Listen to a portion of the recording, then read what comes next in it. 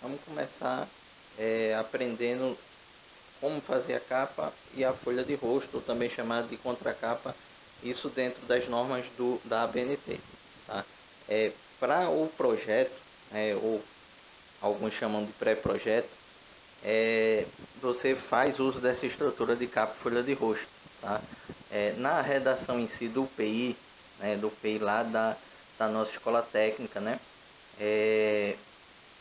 Você já não tem capa e folha de rosto. Por quê? Porque o formato que a gente vai usar desse artigo vai ser um paper, tá certo? Então, vamos começar pela capa. O que é a capa? A capa é simplesmente uma proteção externa do trabalho, né? A primeira coisa que você vê quando você pega o trabalho, né?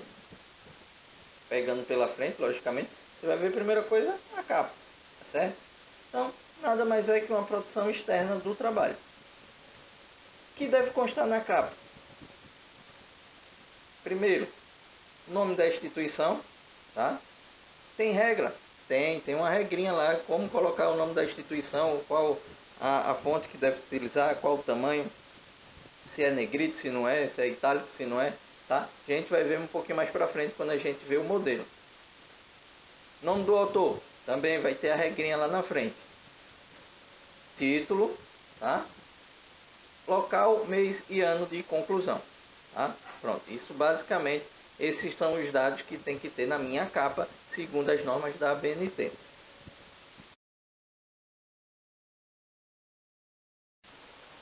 Seguindo, passada a capa, a gente chega à folha de rosto, ou também chamada de contracapa, tá? O que é? Vai ser nossa primeira página do projeto, tá? Essa página ela não deve ser numerada, isso é norma, tá? E isso está lá nas normas da ABNT. Não colocar número de página. O que deve constar na folha de rosto? Primeiro, nome do autor. Segundo, título do projeto. Terceiro, natureza, objetivo, instituição, área de concentração. Nome do orientador e co-orientador, se existir logicamente. Por último, local, mês e ano de conclusão, tá? Tudo isso também tem normas, tá? No próximo slide a gente vai ver um exemplo de uma contracapa e de uma capa, tá? Esse exemplo fica de modelo aí para vocês e a gente vai explicar cada ponto daquele como ser feito.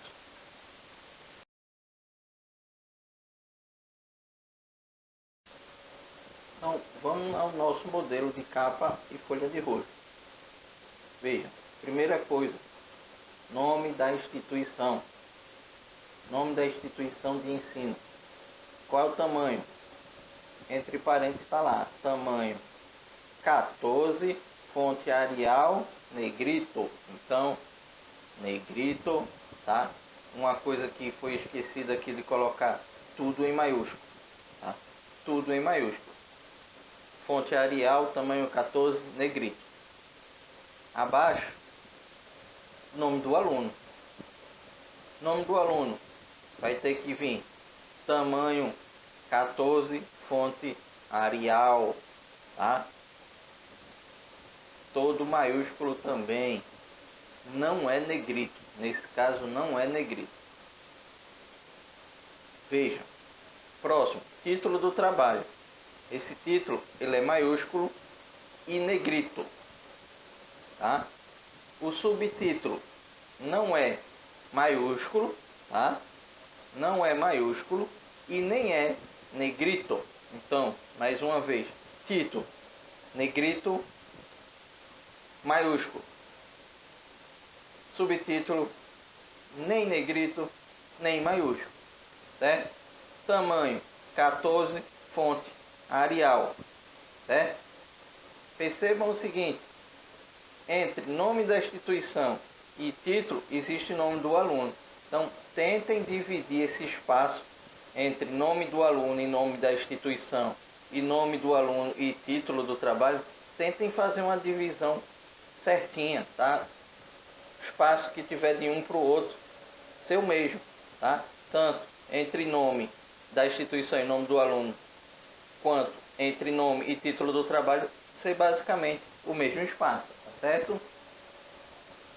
Lá no finalzinho da página, local, no nosso caso, Camaragibe, né? E o ano de conclusão, o ano que vocês estão concluindo o curso, entregando o trabalho de vocês. Fonte, Arial, tá? Tamanho 12 sem negrito, certo? Também não é maiúsculo. Pode-se usar uma outra fonte de letra aqui? Pode. Só é permitido pelas normas da ABNT Arial e Times New Roman, tá? Eu estou colocando aqui só Arial. Pode ser usado também Times New Roman. Estou colocando Arial somente como simplificação, tá? Olha lado direito está lá folha de rosto. Então a folha de rosto ela começa com o nome do aluno. Tamanho 14, fonte Arial, sem negrito, tudo maiúsculo, certo? Abaixo, título do trabalho, subtítulo se tiver, e aí segue a mesma regra lá da capa.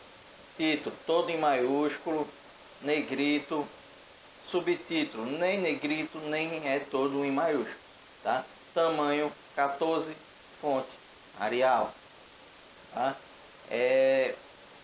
Aí mais abaixo está lá monografia, artigo, trabalho apresentado ao curso tal, né, como requisito para obtenção de nota, né?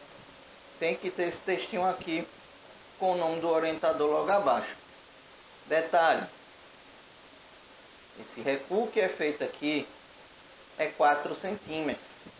Muita gente erra, porque vai lá no Word e coloca assim, alinhar à direita. Não é alinhada à direita. Isso daqui é justificado, tá? Você tem que ir nas ferramentas do Word para fazer um recuo de 4 centímetros. O Word faz esse recuo para você. Não precisa você estar dando tab, não precisa você estar dando espaço. É só colocar lá recuo de 4 centímetros numa das ferramentas do Word, tá certo? Esse texto tem que ser justificado, certo? Tamanho 10, tá? Já é menor. Fonte Arial, recuo 4 centímetros. Nem é todo maiúsculo, nem é negrito, tá certo? No final da página também, local e ano, tamanho Arial, né? 12, sem negrito, segue a mesma regra da capa, tá? Não é maiúsculo também. Então, percebam que tudo está centralizado, exceto essa partezinha onde está dizendo o tipo de trabalho, o objetivo do trabalho, a que se destina e o orientador, que aí não é centralizado e sim é justificado, tá certo? Tentem ter uma harmonia, tá? Entre uma coisa e outra, tentem deixar o mesmo espaço.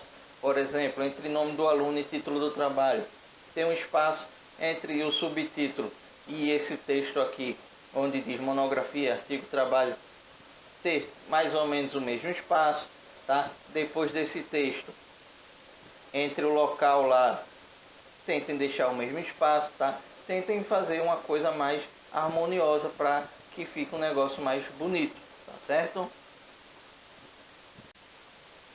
Finalizando, tá aqui as referências, o material que foi usado para fazer essa videoaula, tá? É o livro de Almeida e o livro de Vergara, tá? Aqui nas nossas referências. É uma sugestão que fica aí para vocês adquirir esses livros, tá? Porque eles vão ajudar muito a vocês a desenvolver o trabalho de vocês. Eu costumo dizer que, seguindo capítulo a capítulo, quando você terminar a leitura, e logicamente, se você for fazendo de acordo com o que vai lendo, você terminou a leitura, você terminou o seu trabalho, tá certo?